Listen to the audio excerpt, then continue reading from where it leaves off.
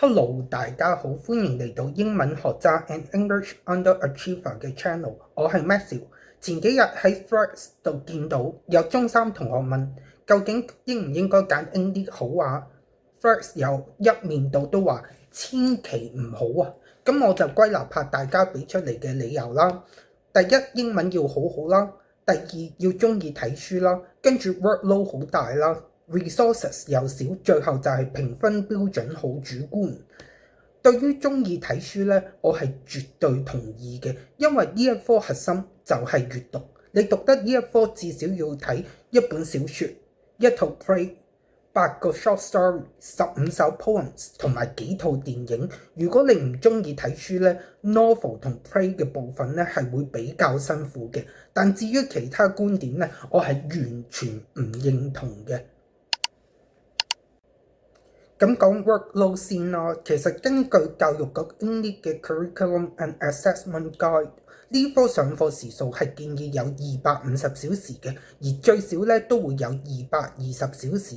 咁相比其他科咧 English 嘅內容量係少好多嘅。喺同其他科上堂時間一樣嘅情況下，同學係會有比較多時間可以利用上堂時間做一啲其他科可能要等放咗學啊先做到嘅嘢，例如背書啦、操卷啦等等。同埋都俾大家參考下啦。通常一個大學嘅 English course 咧，課時咧大概係40到50個鐘，咁要睇嘅嘢咧可能係4-5本小説再加額外資料。咁相比之下咧 DSE 嘅 English 無論內容定時間都唔會令你覺得 workload 好大嘅。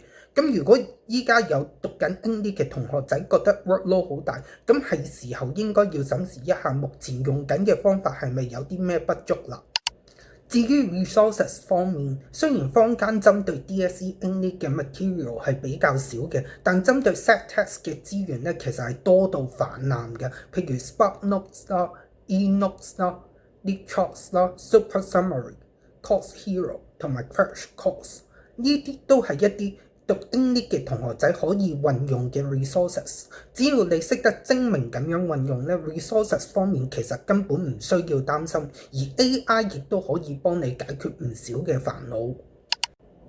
嚟到同學仔最關注嘅部分啦，就係評分標準。大部分人都會覺得 English 文科啦就係吹水科啦，評分標準好 subjective 啦。咁我哋就睇下考評局嘅 level descriptors。Level 5描述嘅部分，我都 highlight 咗啲 key points， 相信大家都唔難發現，好多 highlight 咗嘅部分都係一啲比較抽象、難定義嘅形容詞或者副詞嚟嘅。咁依家我就會分享其實係要點樣理解個 marking scheme 咯，同埋將抽象描述具體化，亦都會分享點先算係精明咁樣運用 online resources 嘅。雖然呢條片主要係俾即將要揀科嘅中三同學仔啦，但如果你係就嚟要考 DSE English 嘅考生，以下部分你係絕對唔可以錯過嘅。我會用今年 DSE Short Stories 其中一個 set test Kate Shopper 嘅 The Story of an Hour 做例子。首先，我哋會睇 SparkNotes 啦。我知好多同學都好依賴呢啲 resources summary 嘅部分，但係我哋今日要 focus 嘅係 themes 嘅部分。SparkNotes 對故事列出咗3大主旨，包括 The Forbidden Joy of Independence、The Inherent Unimpressiveness of Marriage 同埋 The Uncontrollable Nature of Fate。喺呢度要提大家千祈唔好背解釋，因為 marker 已經見過類似嘅解釋好多次，一睇就知係抄，絕對會低分。咁睇完 SparkNotes， 我哋轉 LeetChalks。LeetChalks 對故事同樣係列出咗3大主旨嘅，包括 Women in the 19th Century Society、Freedom and Independence、Love and Marriage。比較兩個唔同來源，我哋考試寫文嘅時候就知道，圍繞 independence 同 marriage 寫係最安全嘅。其實網上資源最主要嘅作用係俾我哋知道 set test 嘅 themes 係乜嘢，平時上堂同自己睇嘅時候可以收集定相關論據，而唔係直接背晒網上邊嘅嘢就去考試。好，翻評分標準啦，我哋會用一條題目嚟做例子嘅。題目如下 discuss the techniques Kate Chopper employs to present marriage in the story of an all。咁我哋會睇睇故事嘅第一段啦。Knowing that Mrs. Marlowe was afflicted with a heart trouble, great care was taken to break to her as gently as possible the news of her husband's death。我會 base on 故事嘅第一段去答呢條問題嘅。呢度係我嘅 sample answer， 有需要可以停低睇一次先。好，頭先題目問到試討論喺 The Story of an Hour 入面 Kate Chopper 用咗咩手法去呈現婚姻？我喺答案第一段就話作者用咗 limited third person narration 限制性第三人稱敘事 suspense 懸念同 irony 諷刺去呈現婚姻。喺答題目嘅時候，同學一定要有清晰嘅 thesis statement。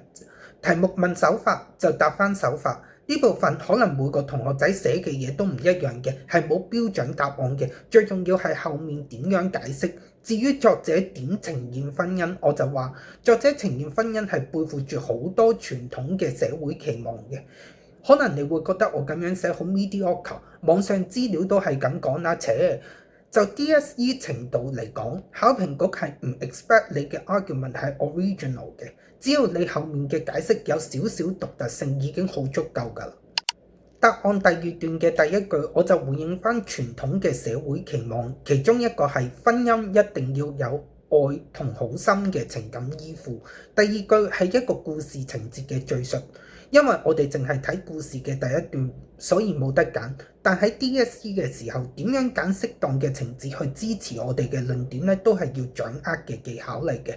跟住就係分析部分，咁我就用咗兩個角度去講啦。一個就係人物行為方面啦，另外一個就係遣詞用字方面啦。最後我再扣返題，頭先同大家 go through 一次個 sample answer。依家就等我帶大家睇個 sample answer 點樣對應到考評局要求。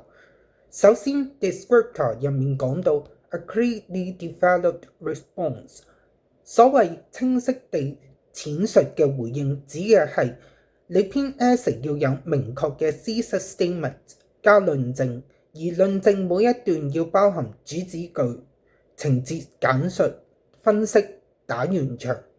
至於address the main issues comprehensively and perceptively 同 interpret and evaluate texts in a sophisticated manner 其實都係講緊一樣嘅嘢。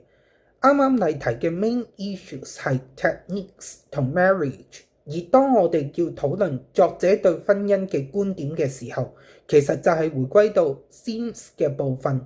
呢個時候我哋就要 interpret and evaluate the text。咁點先叫 sophisticated manner 呢？就係你可以從幾多方面 prove 到作者嘅觀點，而我嘅答案由敘事手法、人物心理以至到句子結構三方面都解釋到作者係講婚姻係承載住好多傳統嘅社會期望，包括婚姻必須含有愛同深厚嘅情感依附。咁樣就係所謂嘅夠複雜同對 set test 認識夠深。Use of supportive quotations 就唔需要多講啦。翻去一開始嘅問題 ，DSE English 評分標準係咪好主觀呢？雖然 English 冇統一嘅標準答案，但其實考評局對同學答題係有明確要求嘅。最後讀英文係咪真係要好好呢？其實你英文有60-70分，有基本英文閱讀能力就已經可以讀 English 㗎咯。反正你嘅英文能力咧係會隨住你中四讀 English 咧，到考 DSE 嘅時候咧，一路慢慢進步嘅。真係最後啦 ，English 的確唔似 free can buy， 所有嘢即刻有明確答案，要攞高分同日後讀大學揀科嘅 path 都係好清晰。但讀 English 嘅好處係多到你估唔到嘅邏輯技巧啦、英文能力啦，甚至係中文能力都會有進步嘅。唔知大家有冇發現 English 答嘅嘢其實同做中文 reading 好似，你讀一科同時中文、英文、English 都會有進步，點解唔揀呢？如果你中意我呢條片，記得 comment、like 同 share。另外，我都有1對1嘅 online DSE 英文課程。如果有興趣，可以喺 IG 或者 Threads 度 DM 我。我哋下條片見啦，拜拜。